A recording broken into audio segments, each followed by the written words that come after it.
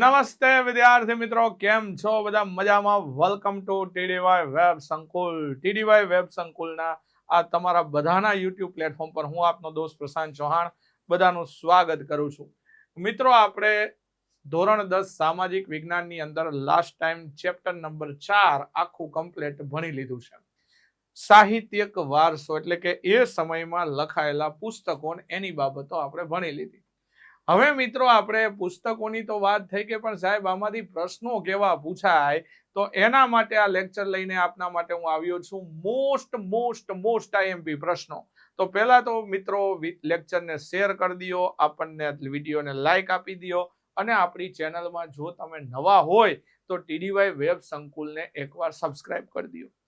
તો મિત્રો, સૌથી પહેલા આપણે આમાંથી એક ગુણ એટલે કે વિભાગ 1 માં કેવા પ્રશ્નો પૂછાઈ શકે, તો એમાં મોસ્ટ આઈએમપી પ્રશ્નોમાં એક જોડકું અહીંયા મેં લીધું છે. જોડકું છે અભિજ્ઞાન શાંકુતલમ કૃતિ કોણે લખી છે. ચાલો, તો આપણે બધા જાણીએ છીએ કે આ કૃતિ લખનાર વ્યક્તિ છે કવિ કાલિદાસ. કોણ છે? કવિ કાલિદાસ. બીજું પુસ્તક છે પૃથ્વીરાજ રાસો. આપણે બધા જાણીએ છીએ આ પુસ્તક કોણે લખ્યું છે? સાહેબ ચંદ બરદાઈ દ્વારા લખવામાં આવેલું છે. સાહેબ પટણા આવે એટલે શું આવે? તો પટના આવે એટલે નાલંદા વિદ્યાપીઠ આવે. આ ઉપરાંત તમને ભાવનગરમાં વલ્લભી વિદ્યાપીઠ, પાકિસ્તાનના તક્ષશિલામાં તક્ષશિલા વિદ્યાપીઠ, આ બધી વિદ્યાપીઠ, ઉત્તર પ્રદેશમાં વારાણસી વિદ્યાપીઠ, આ બધી વિદ્યાપીઠની વાતો કરી છે આપણે. એના પછી આમાંથી બીજા પ્રશ્નો કેવા પૂછાય જે ખરા ખોટા છે. એક ગુણના ખરા ખોટા તમને પૂછે કે તત્વજ્ઞાનથી ભરપૂર એવા સાહિત્યને આરણ્યક કહેવાય. સાચું છે સાહેબ? આ વિધાન કેવું છે? ખરું છે. કઈ રીતે ખરું છે? આપણને બધાને ખબર છે જે આર્યો હતા, આ આર્યોએ પોતાના અંતિમ જીવનની અંદર ક્યાં જતા રહ્યા હતા? તો કે જંગલમાં જતા રહ્યા. જીવનમાં શું કર્યું? તો કે જંગલમાં રહી, અરણ્ય એટલે જંગલ, અને ત્યાં રહી ચિંતન કરેલું, અને એ બધું તત્વચિંતન હતું, એટલે કે તત્વજ્ઞાન હતું. અને એ પુસ્તકો એટલે આરણ્યકો. આમાં તમને ગૂઢ તત્વજ્ઞાન જોવા મળે. તો આ વિધાન સાચું છે. બીજા પ્રશ્ન તરફ જઈએ કે મહર્ષિ પાણિનીએ સંસ્કૃત ભાષાના મહાન વ્યાકરણ શાસ્ત્રી હતા. 100%. સાહેબ આ વિધાન પણ કેવું છે? સાચું એટલે કે ખરું છે. કઈ રીતે સાહેબ? તો આપણે બધા જાણીએ છીએ એમને એક આપણા સંસ્કૃત ભાષાનો વ્યાકરણ ગ્રંથ લખ્યો છે. શું લખ્યું છે? સંસ્કૃત ભાષાનો વ્યાકરણ ગ્રંથ.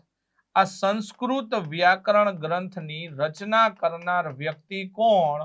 તો એ હતા અષ્ટાધ્યાયી. એ કોણ હતા? અષ્ટાધ્યાયી, કે જેને સંસ્કૃત ભાષાના વ્યાકરણ ગ્રંથની રચના કરી છે. તો એક આ વ્યક્તિને આપણે યાદ રાખીશું.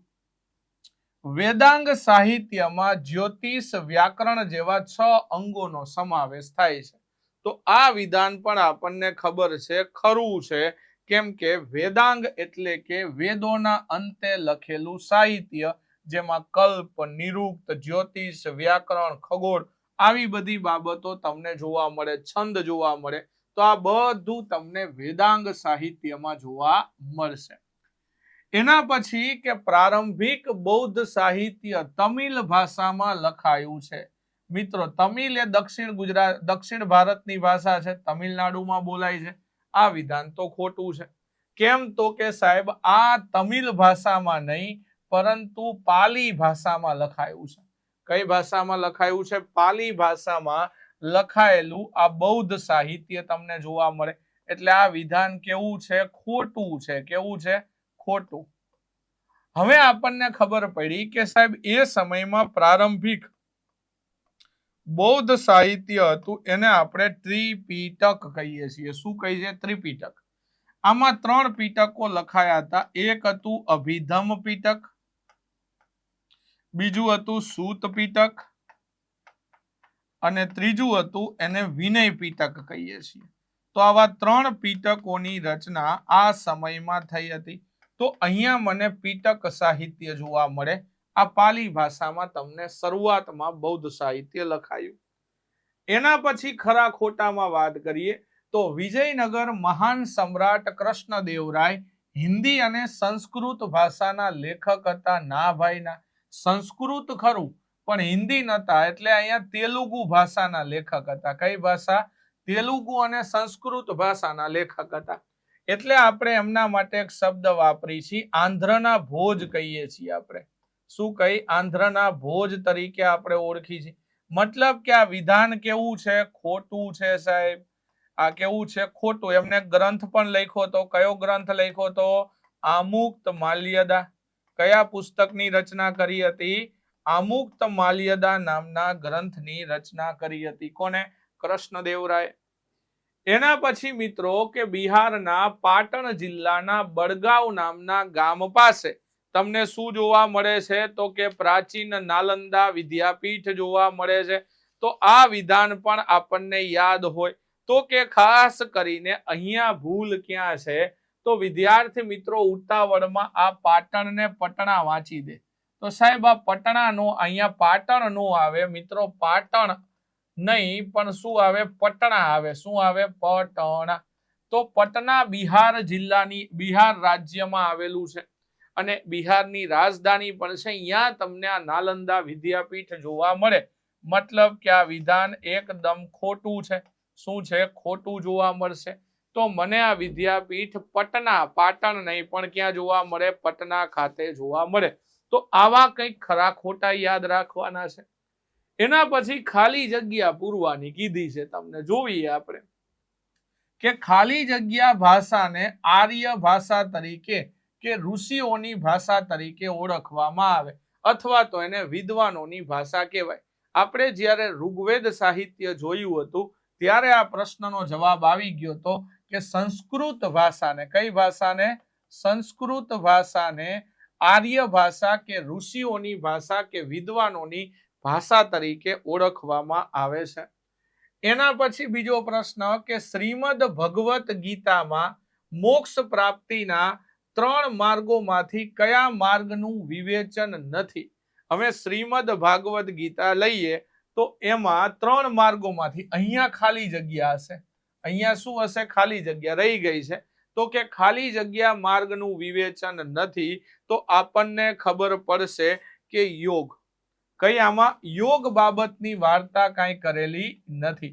તો ભગવત ગીતાની અંદર આપણને ખબર છે તો કે કર્મયોગ જોવા મળે, જ્ઞાન અને ભક્તિ. કઈ બાબત જોવા મળે? જ્ઞાન યોગ જોવા મળે, કર્મયોગ જોવા મળે અને ભક્તિ યોગ જોવા મળે. આ 3 બાબતનું વિવેચન મને ભગવત ગીતામાં જોવા મળે. યોગ ઉપર તો મહર્ષિ પતંજલિ દ્વારા યોગ શાસ્ત્ર નામનું પુસ્તક લખવામાં આવ્યું છે. એના પછી ખાલી જગ્યા. હવે એમસીક્યુ ટાઈપના પ્રશ્નો છે. કેવા છે? એમસીક્યુ ટાઈપના પ્રશ્ન. ચાલો, તો કે ભારતીય સાહિત્યનો પ્રાચીનતમ ગ્રંથ કયો છે? તો ભારતીય સાહિત્યનો પ્રાચીનતમ ગ્રંથ છે ઋગ્વેદ. કયો ગ્રંથ છે? ઋગ્વેદ જે છે પ્રાચીનતમ સાહિત્યનો સૌથી જૂનો વેદ છે. યજુર્વેદ છે, સામવેદ સંગીતની ગંગોત્રી, યજુર્વેદમાં યજ્ઞની માહિતી, અથર્વેદમાં જાદુ, ટોણા, કર્મકાંડ, આ બધી માહિતી મને જોવા મળશે. એના પછી બૌદ્ધ સાહિત્ય કઈ ભાષામાં લખાયેલું છે? અવારનવાર આ પ્રશ્ન પૂછાય છે પરીક્ષામાં કે બૌદ્ધ સાહિત્ય મિત્રો પાલી ભાષામાં લખાયેલું છે. હમણાં આપણે જોડકામાં એ પછી એક વાક્યના પ્રશ્નોમાં પણ આપણે ખરા ખોટાના વિધાનોમાં પણ જોયું કે બૌદ્ધ સાહિત્ય જે છે શરૂઆતમાં જે લખાયું એ કઈ ભાષામાં લખાયું? પાલી ભાષામાં. એના પછી દ્રવિડ કુળની સૌથી ભાષા જૂની કઈ છે? તો મિત્રો દ્રવિડ કુળમાં 4 ભાષા આવે. એક તમિલ આવે, એક કઈ આવે? તમિલ. એના પછી એક આવે અને મલયાલમ કહીએ આપણે. કઈ આવે? મલયાલમ આવે. તમિલ, મલયાલમ, પછી તેલુગુ ભાષા આવે. કઈ આવે? તેલુગુ ભાષા આવે. તો એક તમિલ ભાષા આવશે, એક મલયાલમ આવશે, એક તેલુગુ આવશે અને એક આવશે કન્નડ ભાષા. કઈ આવશે? કન્નડ. તો મિત્રો તમિલ ક્યાં બોલાય? તો તમિલનાડુ રાજ્યમાં બોલાતી ભાષા એટલે તમિલ. કયા રાજ્યમાં બોલાય છે? તમિલનાડુ. મલયાલમ ક્યાં બોલાય છે? તો કેરળ રાજ્યમાં બોલાતી ભાષા એટલે મલયાલમ. તેલુગુ ક્યાં બોલાય છે? તો કે આંધ્રપ્રદેશ રાજ્યની અંદર. ક્યાં બોલાય છે? આંધ્રપ્રદેશ રાજ્યમાં બોલાતી ભાષા એટલે તેલુગુ. કન્નડ ક્યાં બોલાય છે સાહેબ? કર્ણાટક રાજ્યની અંદર બોલાતી ભાષા એટલે કન્નડ. તો મારો જવાબ અહીંયા જૂની કીધી છે. તો જૂની એ સૌથી કઈ છે? તમિલ એ દ્રવિડ કુળની સૌથી જૂની ભાષા માનવામાં આવે છે. એના પછી લઈએ કવિ ચંદ બરદાઈ દ્વારા કયો ગ્રંથ હિન્દી સાહિત્યનો પ્રારંભિક ગ્રંથ કહેવાય છે? હવે અહીંયા તમને અલગ અલગ ચંદ્રયાન હોય, કવિરાજ માર્ગ હોય, વિક્રમાંક, દેવચરિત હોય. અહીંયા તમને એક પુસ્તક આપેલું છે પૃથ્વીરાજ રાસો. આ પૃથ્વીરાજ રાસો લખનાર વ્યક્તિ છે ચંદ બરદાઈ. આની અંદર પૃથ્વીરાજ ચૌહાણ જે ભારતના છેલ્લા હિન્દુ સમ્રાટ હતા એમના વિશેની વાર્તા તમને જોવા મળશે. તો આપણો જવાબ મિત્રો આવશે એ ઇઝ ધ રાઈટ આન્સર. ચલો એના પછી આગળ વધીએ તો મહર્ષિ પાણીની દ્વારા કયો મહાન ગ્રંથ લખવામાં આવ્યો? આપણે હમણાં જોઈ ગયા હતા સાહેબ કે મહર્ષિ પાણીની દ્વારા અષ્ટ અધ્યાયી નામનો એક સંસ્કૃત ગ્રંથ લખવામાં આવેલો. આ આપણને બધાને યાદ હોવું જોઈએ કે સંસ્કૃત ભાષાનો વ્યાકરણ ગ્રંથ છે. આ શું છે? સંસ્કૃત ભાષાનો વ્યાકરણ ગ્રંથ એટલે આ પુસ્તક છે. તો આને આપણે યાદ રાખશું, અષ્ટાધ્યાયી. આ મહર્ષિ પાણીની દ્વારા રચિત એક બહુ જાણીતો ગ્રંથ છે. આ પણ એક માર્કમાં પૂછાઈ શકે એવા MCQ છે. એના પછી એક ગુણમાં પૂછાઈ શકે એવા પ્રશ્નો, સીધા તમારે પ્રશ્નો લખવાના હોય. તો જોઈએ કે શ્રીમદ ભગવદ ગીતામાં કયા દાર્શનિક સિદ્ધાંતોનું વિવેચન જોવા મળે છે? ચલો, શ્રીમદ ભાગવત ગીતામાં તમને 3 માર્ગની વાત કરેલી છે. તો આપણે આખું લખવું પડે કે શ્રીમદ ભાગવત ગીતામાં 3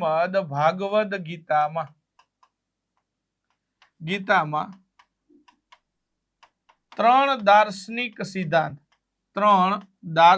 સિદ્ધાંત જેવા કે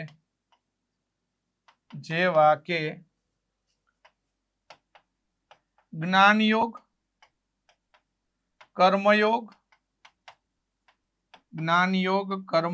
અને ભક્તિયોગ. આ 3 સિદ્ધાંતોનું મને શું જોવા મળે છે?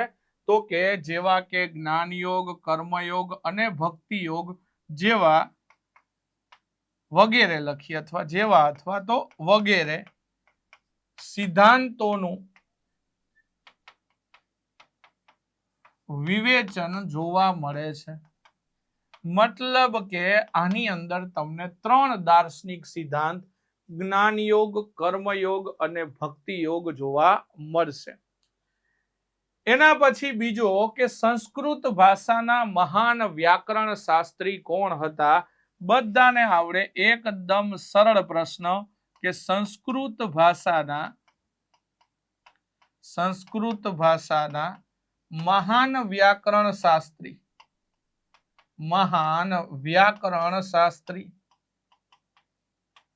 કોણ હતા? તો કે મહાન વ્યાકરણ શાસ્ત્રી હતા પાણીની જે છે એ મહાન વ્યાકરણ શાસ્ત્રી હતા.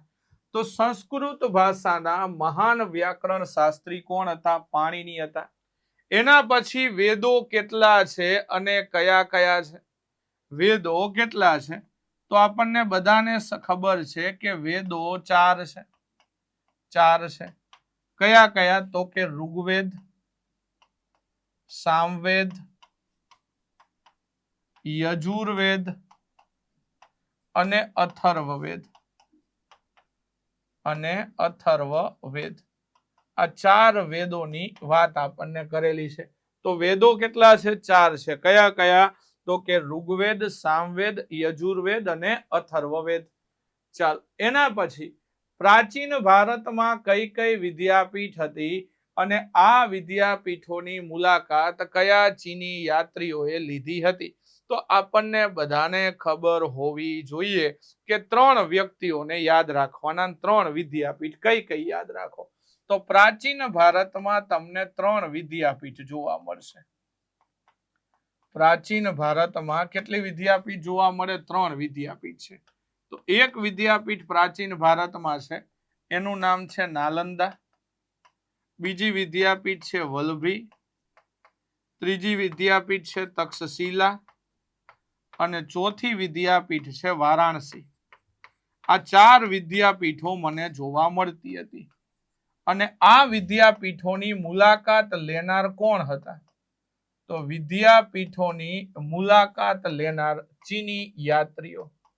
મુલાકાત લેનાર ચીની યાત્રીઓ કોણ કોણ છે? તો આ વિદ્યાપીઠની મુલાકાત લેનાર ચીની યાત્રીઓ કયા કયા હતા? તો એક હતા, એનું નામ છે યુએન સાંગ. એ કોણ હતા? યુએન સાંગ. આ ભાઈ વલ્લભી વિદ્યાપીઠમાં ભણવામાં નાલંદા વિદ્યાપીઠ. કઈ વિદ્યાપીઠ? નાલંદા વિદ્યાપીઠમાં ભણવા આવેલા. બીજા ભાઈ હતા ઈત્સિંગ. આ ઈત્સિંગ દ્વારા વલ્લભી વિદ્યાપીઠની મુલાકાત લેવામાં આવેલી. એના પછી એક હતો ફાહિયાન નામનો મુસાફર. આ ફાહિયાન દ્વારા તક્ષશિલાની મુલાકાત લેવામાં આવેલી. તો આવી મને અલગ અલગ વિદ્યાપીઠ અને તેની મુલાકાત લેનાર 3 ચીની યાત્રીઓના નામ મને જોવા મળે છે. એના પછી આપણે આગળ વધીએ. 2 ગુણના વિભાગ 2 ની અંદર પૂછાઈ શકે એવા પ્રશ્નોની વાત કરી. તો તમને એમ કીધું છે કે યજુર્વેદ વિશે માહિતી આપો. તો હવે જો પેલો પોઈન્ટ શું યાદ રાખો કે યજુર્વેદ જે એને યજ્ઞનો વેદ કહેવાય છે. શું કહેવાય છે? યજ્ઞનો વેદ કહેવાય છે. તો આ પહેલી પોઈન્ટ. ચાલો આપણો થઈ ગયો. બીજો પોઈન્ટ કે સાહેબ એ કઈ રીતે લખાયો છે? તો કે યજુર્વેદ ગદ્ય અને પદ્ય સ્વરૂપે લખાયો છે. યજુર્વેદ ગદ્ય અને પદ્ય સ્વરૂપે લખવામાં આવ્યો છે. તો યજુર્વેદ જે છે ગદ્ય અને પદ્ય સ્વરૂપે લખાયો છે. તો આ યજુર્વેદ ગદ્ય અને પદ્ય સ્વરૂપે તમને લખાયેલો જોવા મળશે. એના પછી આમાં શું આપેલું છે? તો યજ્ઞ સમયે બોલવામાં આવતા મંત્રો તથા યજ્ઞની વિવિધ વિધિઓ અને ક્રિયાઓ. યજ્ઞની વિવિધ વિધિઓ અને ક્રિયાઓનો ઉલ્લેખ જોવા મળે છે. વિધિઓ અને ક્રિયાઓ. તો યજ્ઞની વિવિધ આપણને શું જોવા મળશે? વિધિઓ જોવા મળશે અને ક્રિયાઓ વિશેની માહિતી મળે છે. અને ક્રિયાઓ વિશે માહિતી મળે છે. તો આની અંદરથી આવી બધી માહિતી મને મળે છે. તો આપણને થઈ ગઈ આ યજુર્વેદ વિશેની માહિતી. તો આટલી વસ્તુ તમારે યજુર્વેદ વિશે યાદ રાખવાની.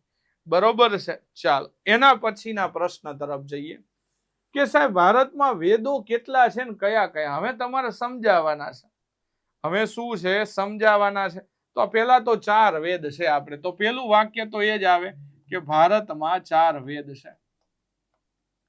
હવે ભારતમાં 4 વેદ છે. તો આ વેદ કયા કયા છે? તો પેલો વેદ એમાં લખવામાં આવે એને કહેવાય ઋગ્વેદ.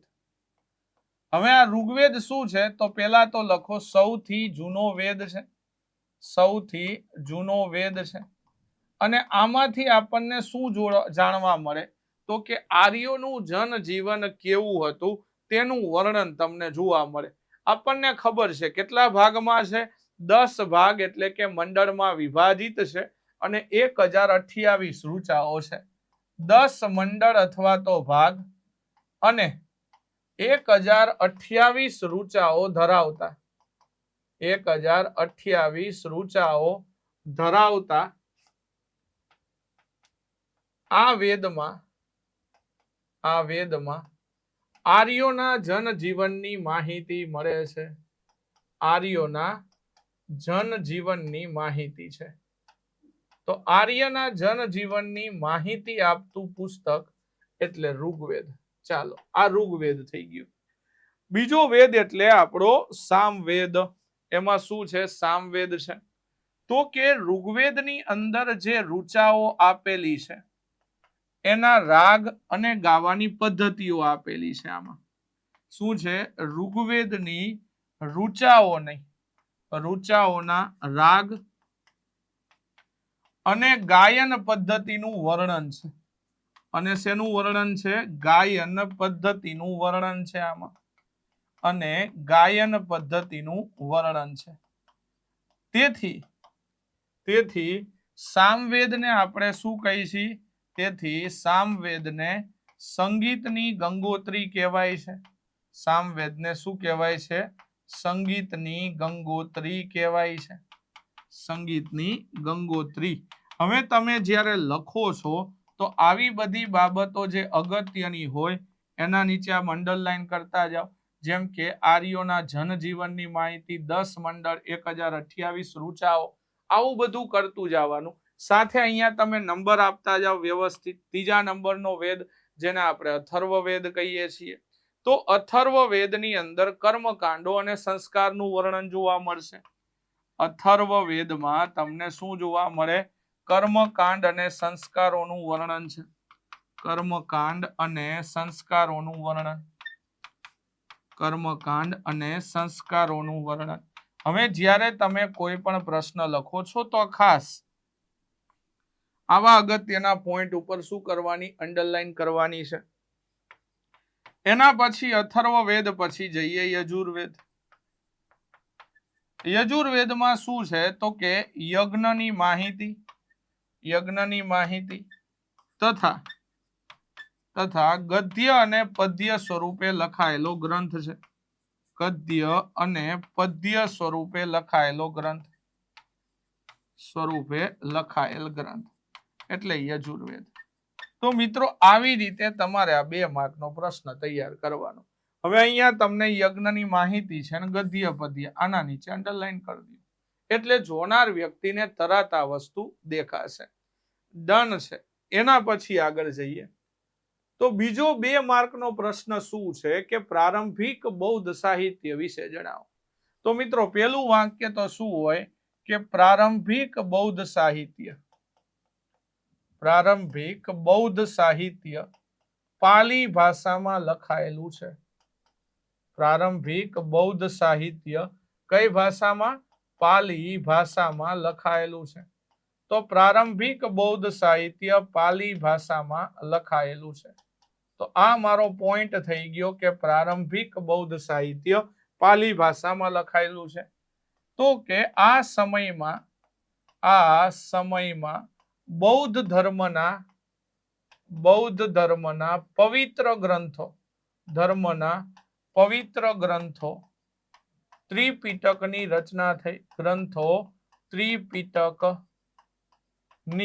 રચના થઈ. ત્રિપિટકોની સંખ્યા કેટલી છે? તો 3 ત્રિપિટકોની સંખ્યા. ત્રિપિટકો 3 છે. કયા? એક અભિધમ પિટક જોવા મળશે. બીજો જે છે એને વિનય પિટક કહેવાય છે અને ત્રીજો જે પિટક છે એને સૂત પિટક કહેવાય છે. તો મિત્રો આપણને ખબર પડી આટલા મુદ્દા લખવાના. હવે અગત્યનો પોઈન્ટ મારા માટે એક તો પાલી છે. શું છે? પાલી. એના પછી અહીંયા ત્રિપિટક છે. હવે અહીંયા 3 છે. પછી અહીંયા અભિધમ પિટક, વિનય પિટક અને સૂત પિટક. આવા 3 પિટકોની રચના શરૂઆતના આપણને સમયમાં જોવા મળે છે. એના પછી આગળ વધીએ મિત્રો તો વિભાગ સી માં 3 ગુણના પ્રશ્ન કેવો પૂછાઈ શકે? જો આ વિદ્યાપીઠમાંથી એકાદી વિદ્યાપીઠ પરીક્ષામાં અવારનવાર પૂછાય છે. શું થાય છે? અવારનવાર તમને પૂછાતી જોવા મળે છે. તો પહેલા તમને કીધું છે વલ્લભી વિદ્યાપીઠ વિશે માહિતી આપો. હવે 3 માર્કમાં છે તો 6 પોઈન્ટ તો તમારે લખવા પડશે. તો પહેલા આપણે એનું સ્થળ ને એ બધું લખવું છે. શું લખવું પડશે? પહેલા તો સ્થળ. તો કે વલ્લભી વિદ્યાપીઠ ગુજરાત ખાતે આવેલી 7મી સદીની પ્રખ્યાત વિદ્યાપીઠ હતી. આ આપણું સ્થાન થઈ ગયું. શું હતું? પ્રખ્યાત વિદ્યાપીઠ હતી. આ આપણો પહેલો પોઈન્ટ બની ગયો કે વલ્લભી વિદ્યાપીઠ છે ક્યાં આવેલી હતી? ગુજરાત. અને ક્યારે? 7મી સદીમાં. તો એ સમયગાળામાં બનેલી પ્રખ્યાત વિદ્યાપીઠ છે. એના પછી આગળ વધીએ. આ વિદ્યાપીઠને નિભાવવાનો શ્રેય, આ વિદ્યાપીઠને નિભાવવાનો શ્રેય કયા રાજાઓને જાય છે? તો કે મૈત્રક શાસકોને જાય છે. આ વિદ્યાપીઠનો નિભાવવાનો શ્રેય મૈત્રક શાસકોને જાય છે. મૈત્રક શાસકોને જાય છે. અને આપણને ખબર છે કોણે બનાવી હતી? તો કે આ બનાવનાર હતો ધરસેન પહેલો. હવે આ જે મૈત્રક શાસકો હતા એમને જ આ વિદ્યાપીઠને નિભાવવાનો શ્રેય આપેલો, સાથે એમને જ આ વિદ્યાપીઠને દાન આપતા કે જેથી આ વિદ્યાપીઠના લોકો જે આ નોકરી કરે છે, જે ભણે છે, એનો ખર્ચ ઉઠાવી શકાય. એના પછી આપણે બધા જાણીએ છીએ કે વલ્લભી વિદ્યાપીઠ બૌદ્ધ ધર્મની હીનયાન શાખાનું શું હતી? તો કે શિક્ષણ કેન્દ્ર હતી. શું હતી? વલ્લભી વિદ્યાપીઠ બૌદ્ધ ધર્મની હીનયાન શાખાનું શિક્ષણ કેન્દ્ર હતી. મતલબ કે શિક્ષણ કયા ધર્મનું આપવામાં આવતું? બૌદ્ધ ધર્મનું આપવામાં આવતું હતું. અહીંયા કોણ ભણાવતું? તો કે આ વિદ્યાપીઠમાં સ્થિરમતી અને ગુણમતી જેવા વિદ્વાન આચાર્યો હતા.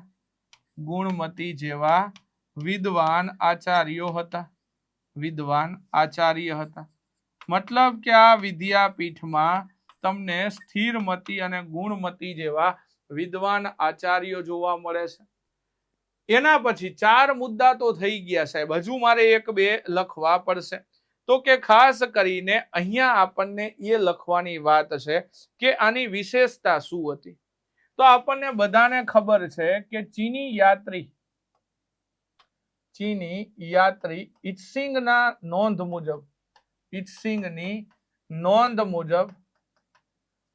મુજબ અહીંના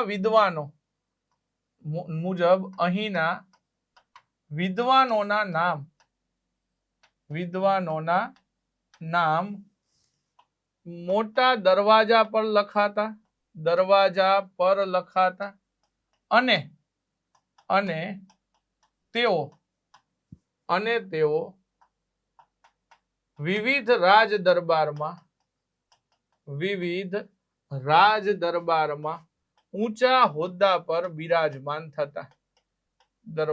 દરબારમાં ઉચ્ચ હોદ્દાઓ મેળવતા. શું મેળવતા? ઉચ્ચ હોદ્દાઓ મેળવતા. તો આટલી વસ્તુઓને મારે યાદ રાખવાની છે કે ચીની યાત્રી ઇત્સિંગની નોંધ મુજબ કે અહીંયા જે વિદ્વાનો તૈયાર થતા એ ઉચ્ચ હોદ્દાઓ ઉપર બિરાજતા ને એમના નામ દરવાજા ઉપર લખવામાં આવતા. એના પછી આપણને ખબર છે કે ઈસવીસન 775 આરબ આક્રમણના લીધે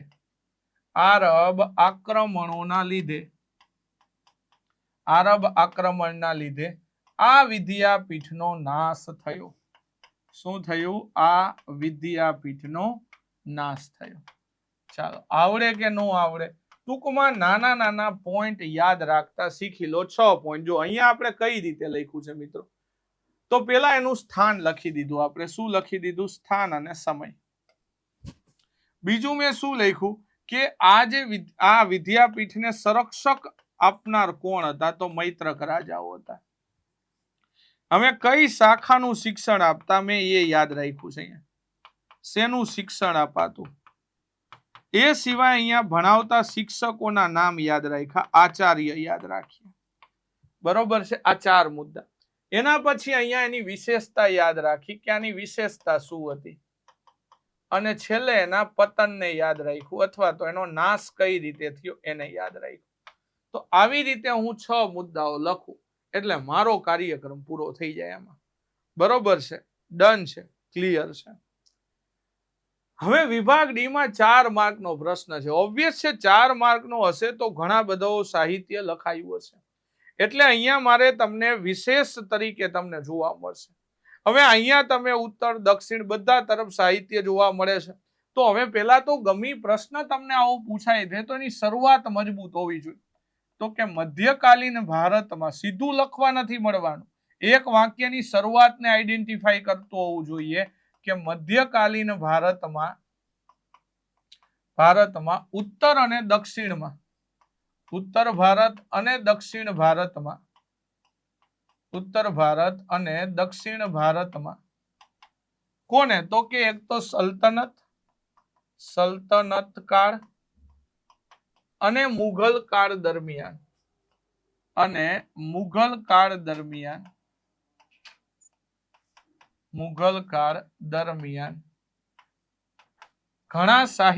ઘણું બધું સાહિત્ય લખાયું. શું લખાયું? ઘણું બધું સાહિત્ય લખાયું. ઘણું બધું સાહિત્ય લખાયું. ક્યારે? તો કે મધ્યકાલીન ભારતમાં. તો મધ્યકાલીન ભારતમાં આવું મને ઘણું બધું સાહિત્ય લખવામાં આવે છે. હવે અલગ અલગ હું લખતો જઈશ વિભાગ પાડીને. તો પેલા હું સંસ્કૃત અને પ્રાદેશિક સાહિત્ય લખું. શું લખીશ? સંસ્કૃત અને પ્રાદેશિક સાહિત્ય. જો લખવાનું તમારે ફોર્મેશન વ્યવસ્થિત હશે મિત્રો તો માર્ક સારા મળશે. અહીંયા મેં સ્ટાર મારીને અંડરલાઈન કરીને આ લખ્યું છે. હવે સૌથી પહેલા હું એક એક સાહિત્ય આ સમય લખાણું છે લખતો જાઉં. જેમ કે કાશ્મીરમાં સોમદેવ દ્વારા કયા પુસ્તકની રચના થઈ? કથા સરિત સાગર. કયો ગ્રંથ લખાયો? કથા સરિત સાગર. ગ્રંથની રચના થઈ. ચાલ, એક પોઈન્ટ આપણો થઈ ગયો કે કાશ્મીરમાં સોમદેવે કયું પુસ્તક લખ્યું? કથા સરિત સાગર. એના પછી કાશ્મીરના ઇતિહાસ પર કવિ કલ્હણ દ્વારા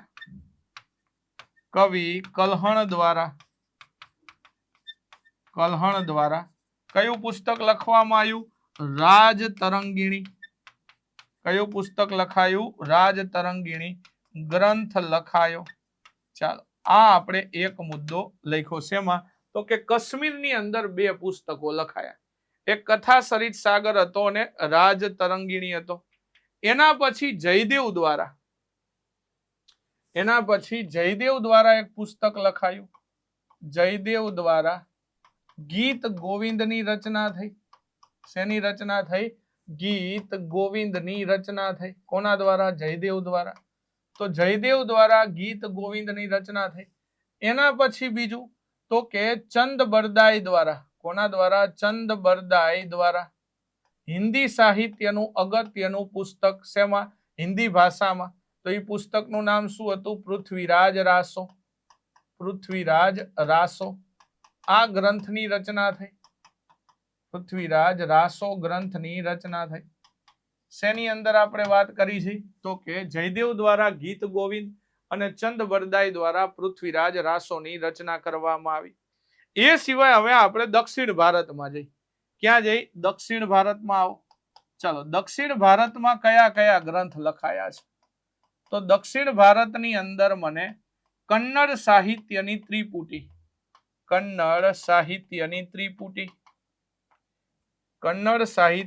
ત્રિપુટી કવિ પોન્ના એમના દ્વારા એક પુસ્તક લખાયું. જો ત્રણ પેલા તો હતા કવિ પોન્ના, રન્ના અને સાથે આપણે એકનું નામ યાદ છે. કવિ પોન્ના, રન્ના અને સાથે એક નામ આપણું હતું પંપા. એમાં આપણને યાદ છે કવિ પોન્ના, કવિ પંપા અને રન્ના. કવિ પંપા અને રન્ના દ્વારા જૈન સાહિત્ય. હવે કયું જૈન સાહિત્ય? તો એના નામ લખો. અનુક્રમે લખવાનું. શું લખવાનું? અનુક્રમે. પેલા પોન્નાનું નામ લખ્યું છે તો પોન્ના દ્વારા અનુક્રમે શાંતિ પુરાણ દ્વારા અનુક્રમે અહીંયા લખવાનું. એટલે સમજી જાય કે લાઈન ટુ લાઈન છે. અહીંયા જે નામ લખ્યા ને એના દ્વારા. તો કે શાંતિ પુરાણ. બીજું નામ છે પંપા. પંપા દ્વારા કયું લખાયું? આદિ પુરાણ. પંપા દ્વારા આદિ પુરાણ. તો બીજું નામ લખો આદિ પુરાણ. અને અજીતનાથ પુરાણ જેવા અને અજીતનાથ પુરાણ જેવા જૈન સાહિત્યનું નિર્માણ થયું. જેવા જૈન સાહિત્યનું નિર્માણ થયું. જેવા જૈન સાહિત્યનું નિર્માણ થયું. મતલબ કે આ સમયમાં દક્ષિણ ભારતની અંદર આ ત્રણ વસ્તુ લખાઈ. એ સિવાય કવિ કંબલે તમિલ ભાષામાં તમિલ રામાયણ લખી. અને સાથે તમને ખબર હોય કે આંધ્રના ભોજ એટલે કૃષ્ણદેવરાય, એટલે કોણ? કૃષ્ણદેવરાયે કયું ગ્રંથ લખ્યો? આમુક્ત માલ્યદા ગ્રંથ લખ્યો. કયો લખ્યો? આમુક્ત માલ્યદા ગ્રંથ લખ્યો. તો આખું વાક્ય લખી નાખવાનું કે કવિ કંબલે તમિલ રામાયણ અને કૃષ્ણદેવરાયે આમુક્ત માલ્યદા ગ્રંથની રચના કરી. આ સિવાય તમને બીજું કયા ગ્રંથ? તો કે સલ્તનત કાળમાં કેટલા ગ્રંથ લખાયા છે. શેની અંદર? સલ્તનત કાળની અંદર કેટલા ગ્રંથ? આના નામ લખવાના. જેમ કે મુલ્લા દાઉદે અવધી ભાષામાં ચંદ્રયાન લખ્યું. કોના? મુલ્લા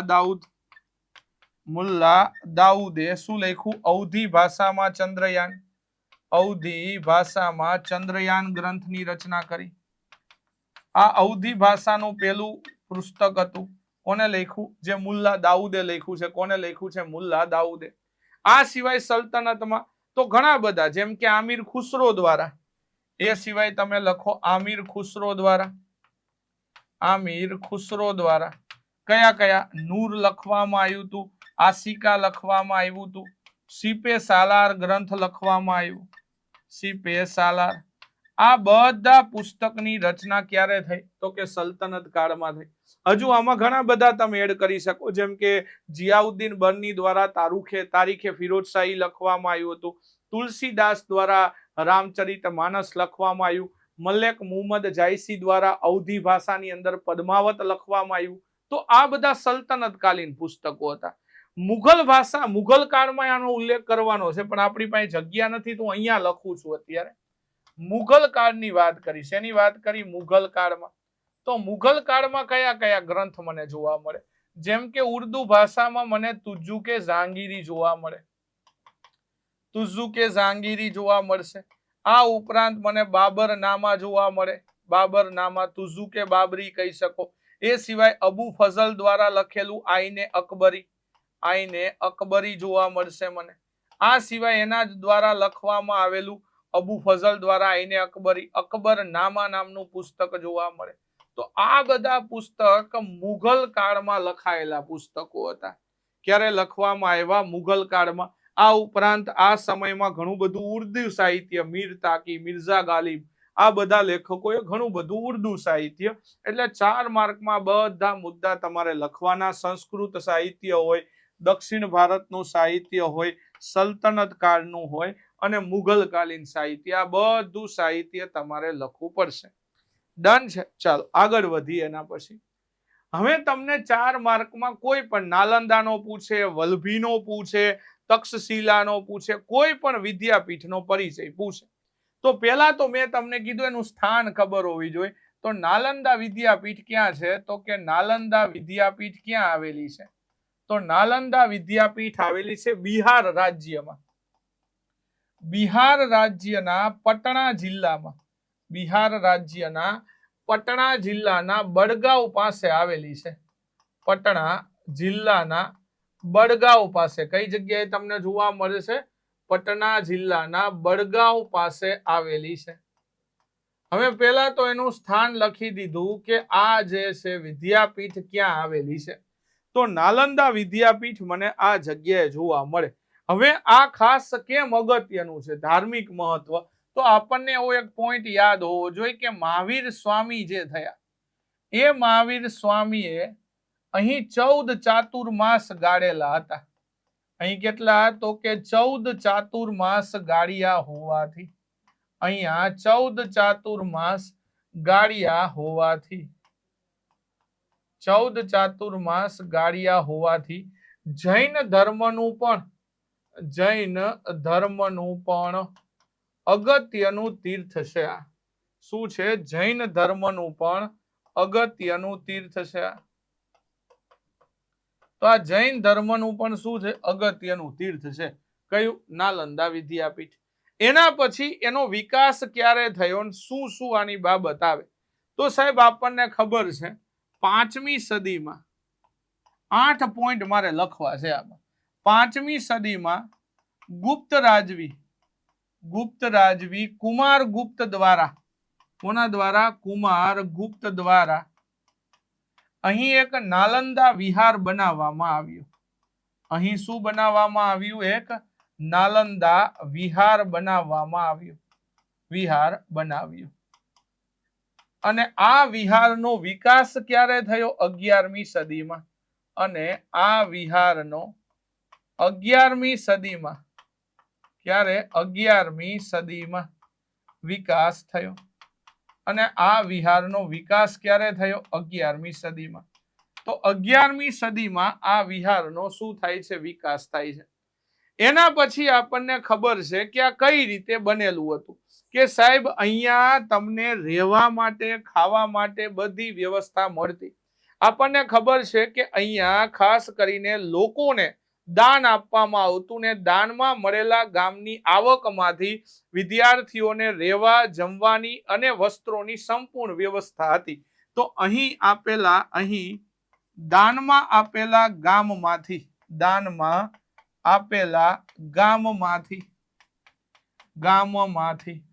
મળતી આવકમાંથી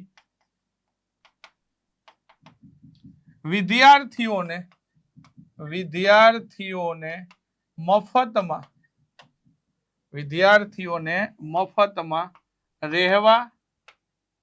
મફતમાં રહેવા, જમવા અને વસ્ત્રોની વ્યવસ્થા પૂરી પાડવામાં આવતી. શું કરવામાં આવતું? વસ્ત્રોની વ્યવસ્થા પૂરી પાડવામાં આવતી. આનો મતલબ અહીંયા જે કોઈ આવક થતી એ આવકમાંથી વિદ્યાર્થીઓને મફતમાં રહેવા, જમવા અને વસ્ત્રોની વ્યવસ્થા પૂરી પાડવામાં આવતી. એક આ વસ્તુ પણ હતી. બીજું શું કે અહીંયા એક મોટું પુસ્તકાલય હતું. અહીં શું હતું? અહીં એક મોટા પુસ્તકાલયનો વિસ્તાર હતો. અહીં એક મોટા પુસ્તકાલયનો વિસ્તાર હતો.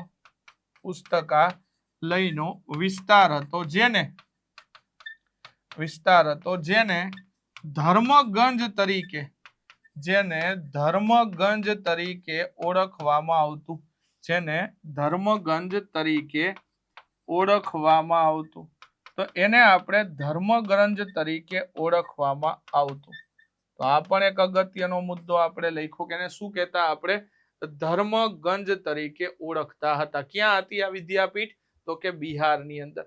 એના પછી એક અગત્યનો પોઈન્ટ કે 7મી સદીમાં, ક્યારે? 7મી સદીમાં કોણ આવ્યું હતું? તો કે ચીની યાત્રી હ્યુએન સાંગ.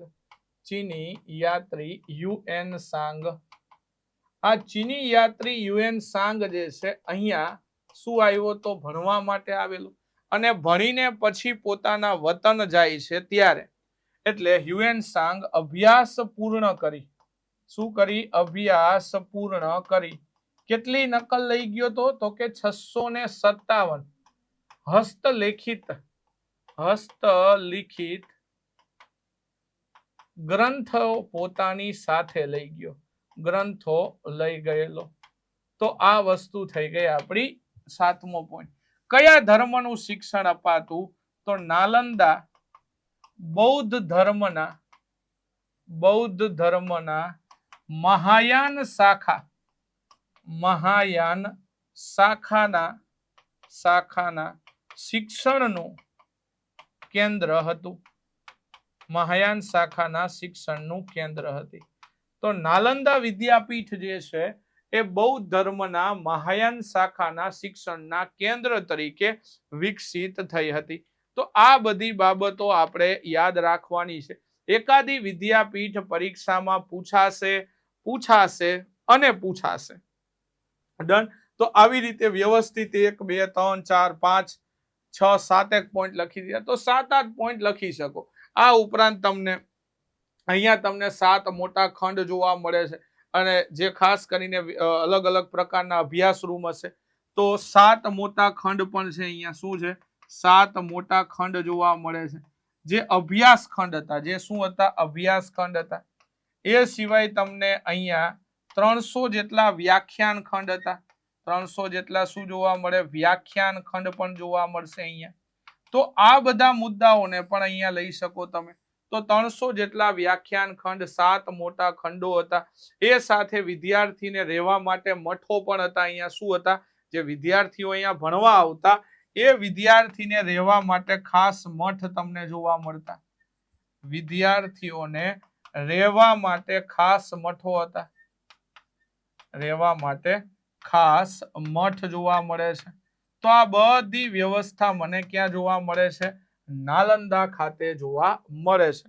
તો નાલંદા મારા માટે ખૂબ અગત્યની વિદ્યાપીઠ છે.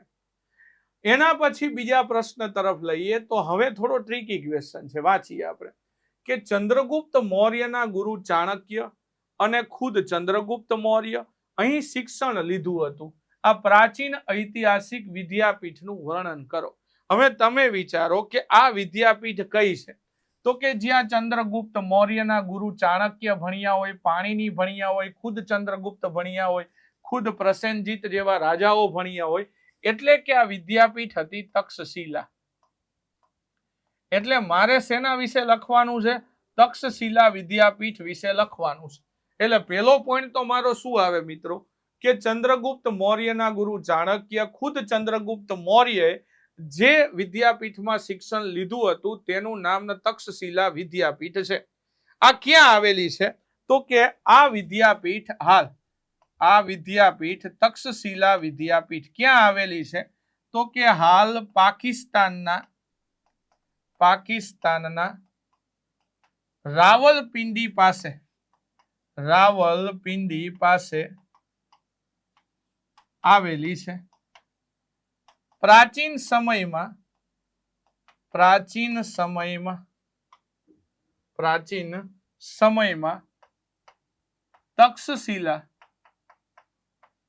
તક્ષશિલા ગાંધાર વિસ્તારની એટલે કે ગાંધાર પ્રદેશની રાજધાની હતું.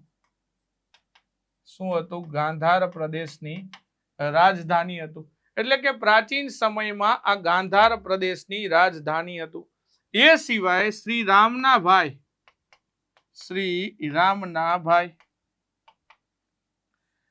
રામનાભાઈ એમનું નામ છે ભરત અને ઈ ભરતના પુત્ર તક્ષ. શ્રી રામનાભાઈ ભરત ના પુત્ર તક્ષ પરથી આ વિદ્યાપીઠનું નામ તક્ષશિલા રાખવામાં આવ્યું હતું. નામ શું રાખવામાં આવ્યું હતું? તક્ષશિલા રાખવામાં આવ્યું હતું. આ વિદ્યાપીઠનું નામ શું રાખવામાં આવ્યું હતું? તક્ષશિલા રાખવામાં આવેલું. તો આ બધી બાબત આપણને ખબર હોવી જોઈએ. એ સિવાય અહીંયા તમને શેનું શિક્ષણ અપાતું આ પણ લખવાનું છે. તો કે અહીંયા અલગ અલગ પ્રકારની